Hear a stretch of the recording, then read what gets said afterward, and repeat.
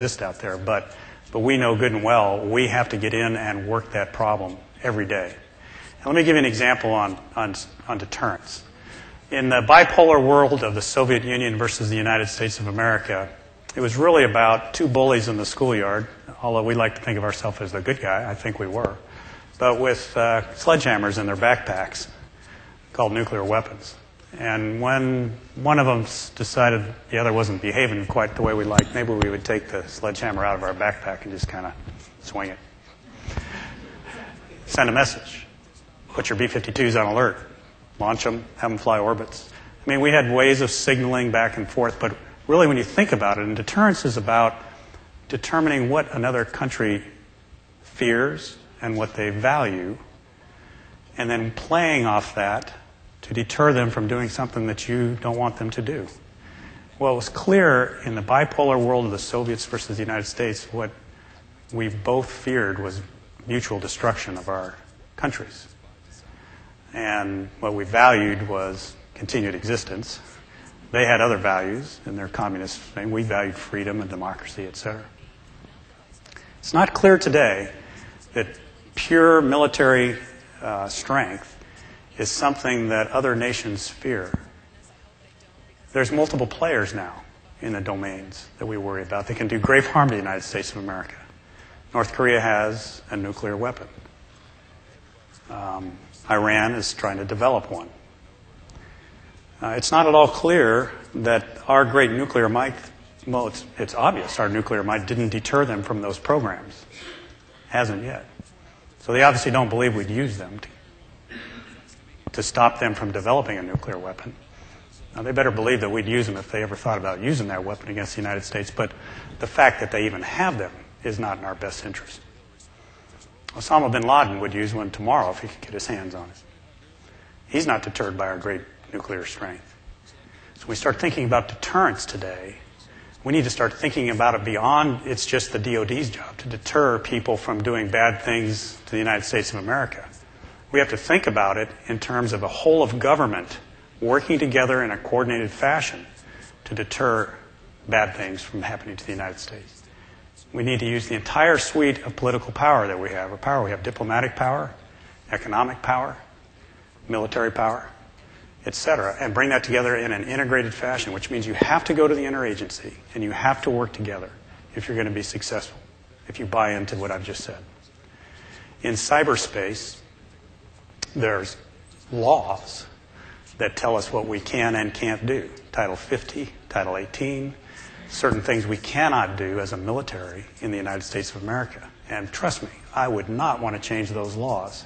I appreciate the protection they provide me as a citizen of this country.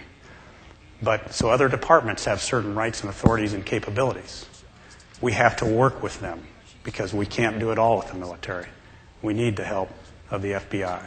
We need the help of some of the intelligence agencies and their authorities beyond the bounds of the United States of America to be able to be successful, truly successful in cyberspace. It's going to take interagency coordination. So we work that problem very hard every day in STRATCOM. Yes, sir. Being an astronaut, could you share maybe some of your personal thoughts about your own experience in space as well as maybe Sure. future human spaceflight? Yeah, the question is, could I share some personal thoughts about space and the future of human space flight?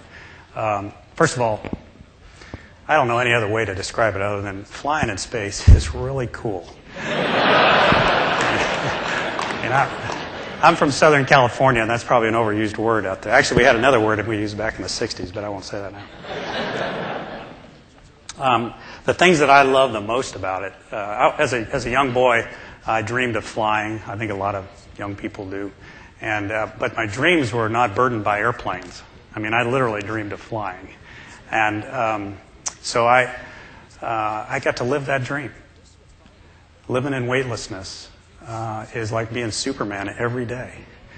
You fly around the inside of the space shuttle. I went to the Mir space station on my last flight, and I flew around the inside of the Russian space station, which is a personal thing, too, as a Cold Warrior. Something I never imagined I would do. Have two people I can call friends that are cosmonauts, former members of the Soviet Union, now Russia, that I visited them in space. flew around inside their space station like Superman. That was great.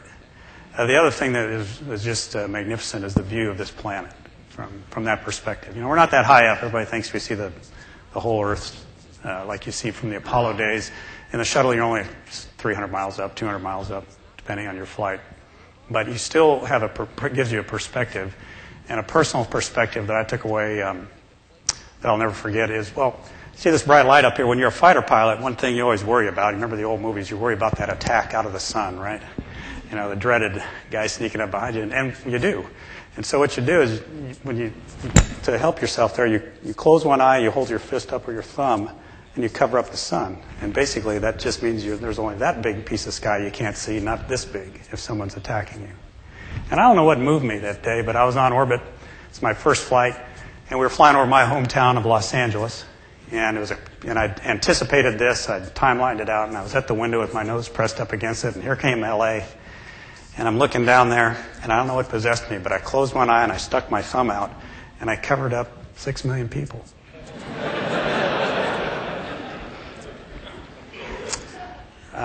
And my takeaway on that was, I'll bet there's a lot of people down there under my thumb right now who are having a lot of problems, or joys, or issues, but some things that are really probably getting them down.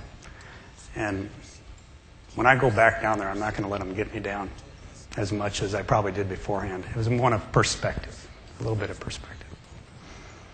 Future of human spaceflight, I hope we don't ever quit doing it. I think humans thrive on trying to climb that next really tall mountain.